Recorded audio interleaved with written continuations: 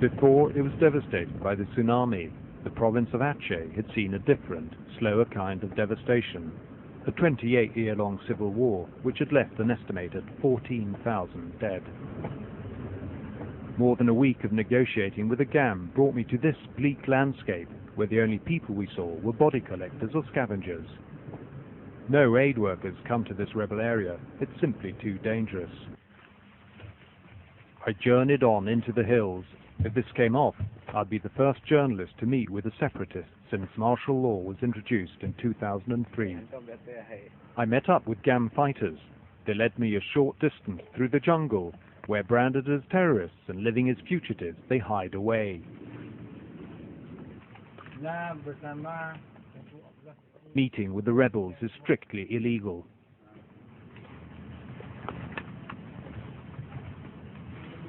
But Commander Muharrem, the GAM's top leader in North Aceh, was keen to meet me. He'd trekked for 14 hours through the night. He wanted to explain the GAM struggle in one of the world's longest-running and least publicized civil wars. I wanted to know how the tsunami would affect the conflict.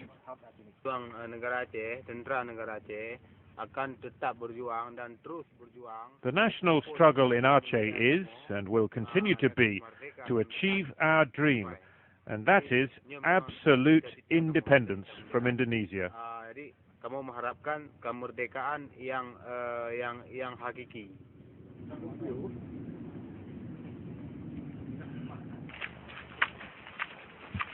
I was taken to their camp along the coast.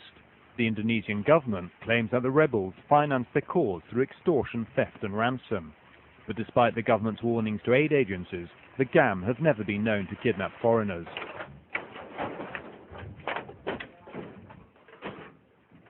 We passed through flattened villages where the rebels' families had lived. They'd been among the tens of thousands who'd perished in Aceh on Boxing Day. The commander told me the tsunami killed none of his men because they'd been in the safety of the hills. As a force, the GAM may be undiminished by the disaster, but without the villagers, they'd lost their main source of supplies. We reached the GAM camp in the hills as night approached. An air of sadness prevailed here. From their vantage point, the men had seen the tsunami hit. When I realized my family and so many people were gone, I was grief-stricken. I didn't have the heart to see it. I couldn't stand it. It seems now that everything is gone. But these men had fared better than their enemy. The local Indonesian army barracks on the coast below had been hit full force by the tsunami. Thousands of soldiers must have been among the dead.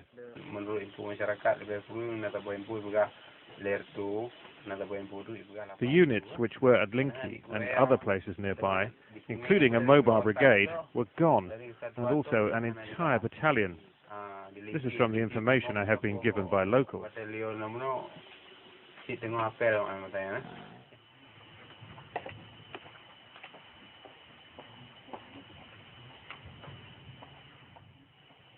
The tsunami has brought the eyes of the world to this most devoutly Muslim part of Indonesia. The GAM know it could be a turning point in the war.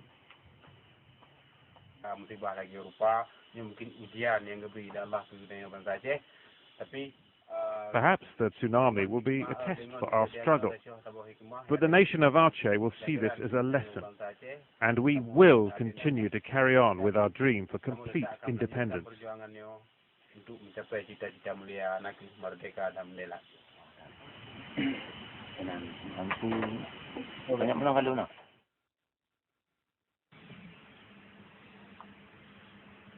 At dawn, this guerrilla camp seemed almost idyllic and a world away from the violently scarred landscape below.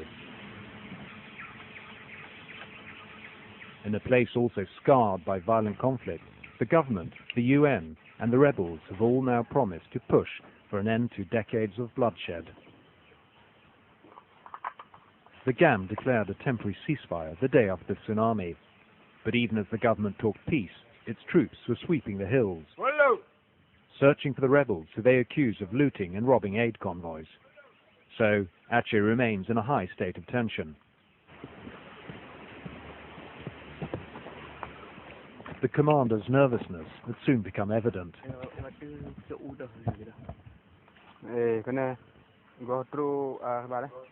Lookouts spotted armed and uniformed men heading in their direction from the plains below.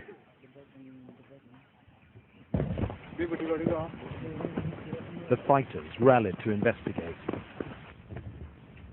The commander had told me that his strategy for the past 2 years had simply been to avoid contact with the Indonesian army. Now that strategy was abandoned as he headed to intercept the intruders, ordering his men to approach the enemy in a pincer movement.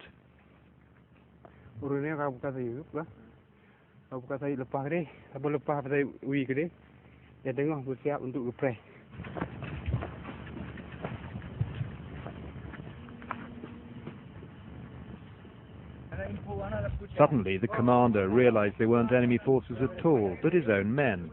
They'd been escorting some villagers to a refugee camp. He was furious that they were returning later than ordered and that they hadn't called him to say when they were arriving. What he didn't know was that their mobile phone batteries had run out.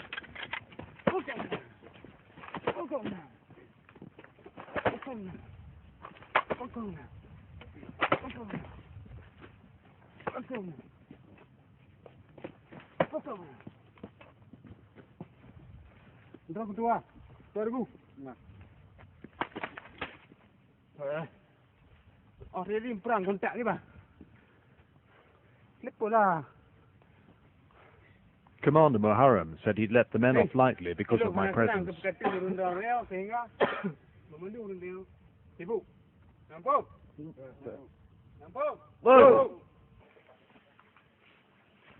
Back at the camp, his mobile phone was a constant interruption.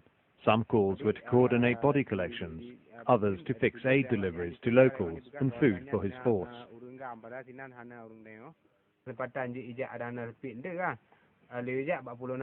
If you have time, please send 40 packets of rice.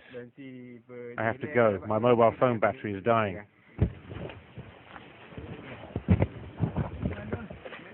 The proposed ceasefire would benefit GAM, not the Indonesian army. On the run for 2 years, the rebels need to regroup. They know the government's unlikely to allow that. At some point, they'll attack us again. We have learned to expect this from our previous experiences.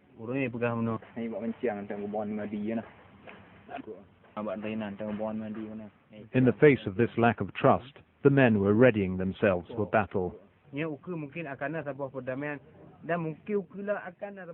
It may be peace, or it may be war, but we will still mobilize our forces to face the possibility of a bigger war.